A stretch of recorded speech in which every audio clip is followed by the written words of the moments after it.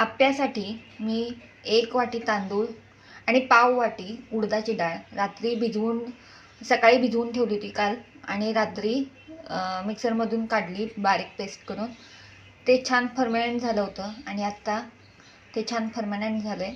तुम्ही बघू शकताय. मी यात थोडंसं मीठ घातलं आहे आणि आप्यासाठी मी इथं आप्पेसुद्धा, तर मी आप्या पात्रामध्ये आप्पे घातलेले आहेत.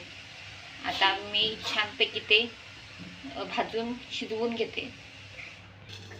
तर तुम्ही बघू शकताय माझे आप्पे तयार आहेत आणि छान असे हे आप्पे आपले छान तयार झालेले आहेत. हे बघा, तुम्ही बघू शकताय. तर ह्याला फड्ड पण म्हणतात. कोल्हापूर या साईडला अंबाबाईच्या देवळाच्या बाहेर फडचे स्टॉल उभारलेले आपल्याला दिसतात आणि असेच फड्ड किंवा आप्पे आपण घरी करू शकतो. चटणी आणि ओल्या नारळाची चटणी आणि आप्पे म्हणजे फड्ड खूप छान लागतात. तर कसा वाटला माझा व्हिडिओ? जर तुम्हाला व्हिडिओ आवडला असेल तर लाईक, शेअर आणि सबस्क्राईब करा.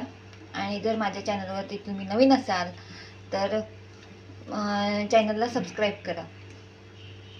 तर आपण पुढच्या रेसिपीमध्ये अशीच एक छान रेसिपी घेऊन भेटूया. तोपर्यंत धन्यवाद.